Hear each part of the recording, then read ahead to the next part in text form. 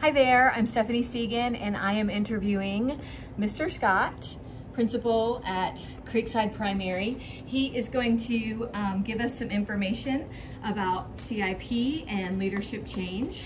And so thank you, Mr. Scott, for giving us your time. First of all, let's start off with your background. Where did you go to school and your professional history? Okay, I graduated from the University of Alabama, and background, I've been principal here at Creekside for 18 years, and before that I was assistant principal for 3 years, so 21 years in administration. Before that I was a teacher in the classroom. I taught a lot of middle school. I taught at the university level for a couple of years. Oh, wow. And so anyway, so before you became a principal, you were well versed in different grades and curriculums and things like that. Correct. So you've kind of seen it all. So K through 12 as an assistant principal, and then middle school and high school as a classroom teacher, and then taught at the college level as well. Wonderful, awesome.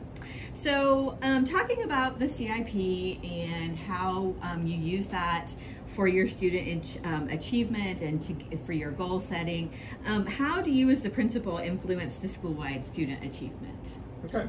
So the principal, I believe, just sets the tone for everyone. You have to have high expectations for yourself. You have to have high expectations for your students and for your teachers. I think everyone needs to be on the same page. Everyone needs to be working towards the same goals. And when starting with the CIP, you definitely want to have goals set for the entire school. Communicate those goals to teachers, communicate those goals to parents and the community. So communication is a big one. Very. Yes, okay. So, and the school's vision, so Creekside's vision and mission statement, how do you accomplish those through the CIP? Okay. So I have that here as well, and just wanted to bring that up. Our mission has been developing leaders and students, and as you develop leaders, then you bring out a lot of characteristics. And I think leadership in our students, leadership in our teachers, students leading themselves to a successful life as a student starts in pre-K, 1, 2, 3, 4, 5. As they leave our school, we want them to be successful middle schoolers. And so developing leadership skills, also developing good academic habits, good academic rigor in the classroom. And our vision is learning, engaged, accountable, determined, success. Creekside leads. So we've had that in the past. Our vision's kind of changing a little bit, but we want our students to really drive themselves in their academic direction, and the teachers leading every one of their own individual classrooms, in the process. Okay. And the role of technology. How has the role of technology influenced the CIP just over the tenure of your time in education? Yeah. I think technology enhances a teacher's ability to teach in the classroom and a student's ability to learn. Definitely 20 years ago, we didn't have the technologies we have today. I think we worked hard 20 years ago, but now technology just enhances the things we can do as teachers and things we can do with our students. I think our students have they're more well-rounded as a student. I think we're more well-rounded as educators because of technology. I think we're able to do things in a different way. So I think technologies, have helped us enhance what we were already doing. I think we worked hard years ago. Now we work hard in a smarter way with technology. Gotcha. Okay. And so you feel like you really couldn't do continuous improvement if you didn't include technology in it? It's definitely a part of it. Mm-hmm. I definitely think if we unplugged everything today, I think we could definitely get by. I think it would take some adjustment, just like it took the adjustment to get to the point where we're using technology. Right. It didn't happen overnight, and so if we had to do without it, it wouldn't happen overnight. Yeah. And so I think we lean on it a lot. Right. But I think it's a very good thing. I definitely don't want it to be taken away.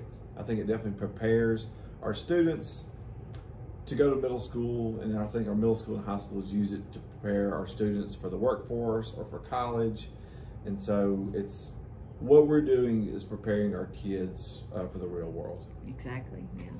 And so how have CIPs evolved since you've been in education? So how, not just with technology, but with other things, what have you seen maybe a focus toward, or something that you really, really needs to be focused on? Okay.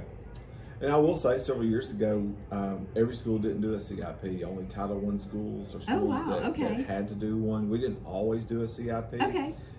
For the last several years, we have done a CIP. Okay. But when I first came as principal, we didn't have a CIP. Okay, so that's a huge change. So that was a change. Okay. Now everybody does those, which I think is a good idea. Everyone should have a plan.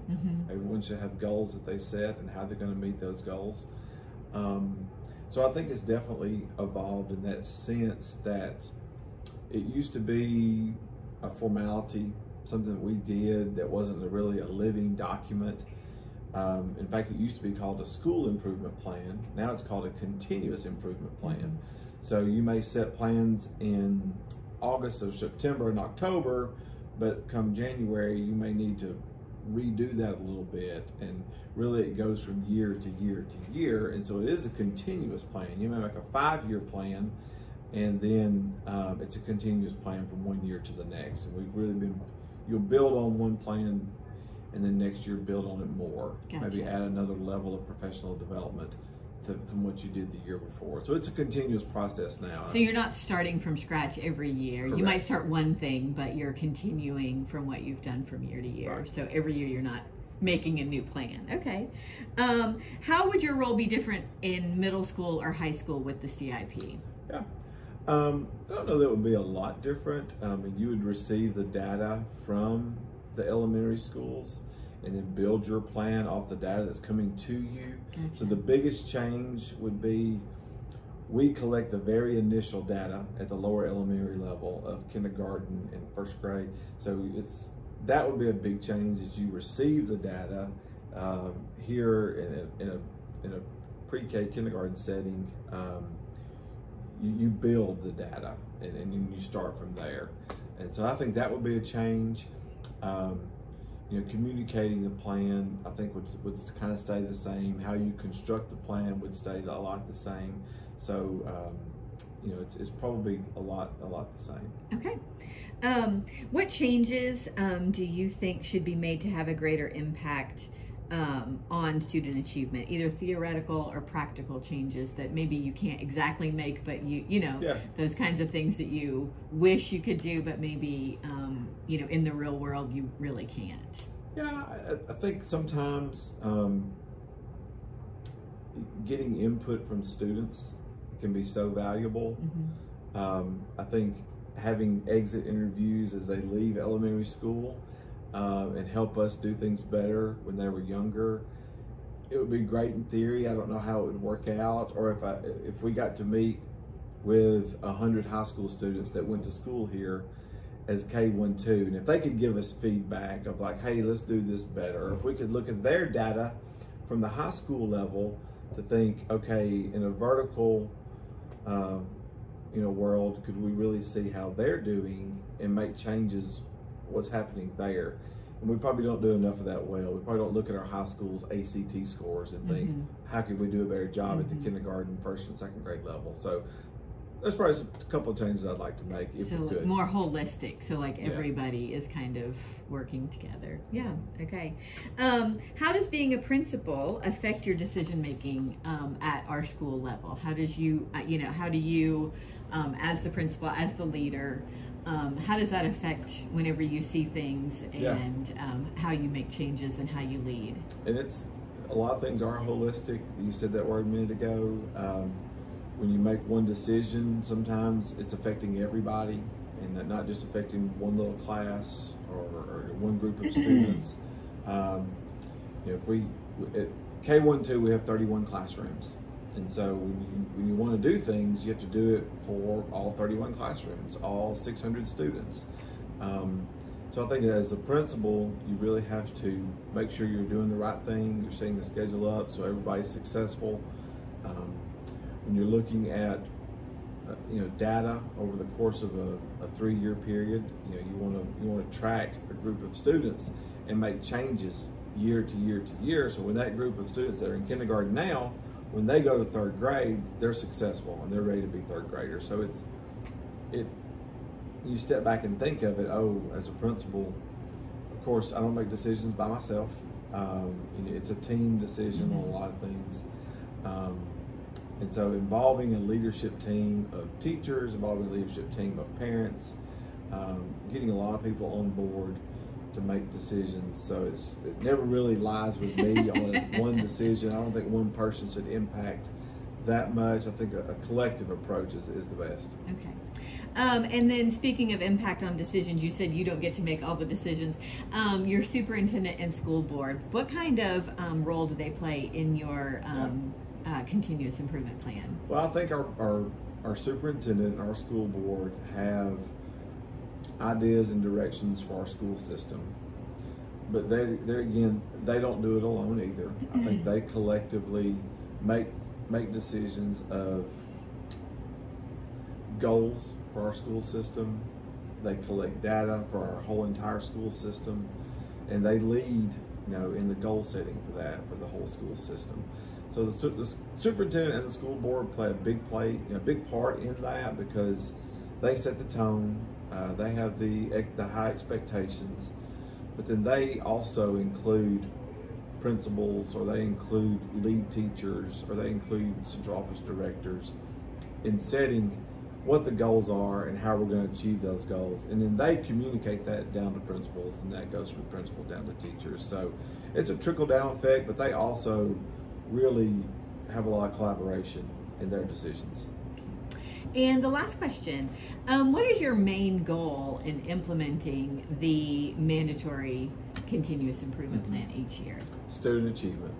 I think we want our students to be the best they can be, and we want to have great data for our schools, but we really want our students to be ready for the next level.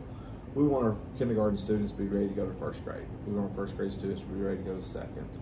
But that's the main goal each year, is to improve reading instruction, improve reading achievement, our test scores. We want to improve those from year to year, but it all boils down to students being successful. Okay. And that's what it should be. Yeah. Okay. Mr. Scott, I just want to thank you for your time today. You're welcome. So that is Mr. Scott. He is the head of the CIP. Him and the assistant principal do the CIP together, and we've talked at length about that and some other things. So again, thank you. And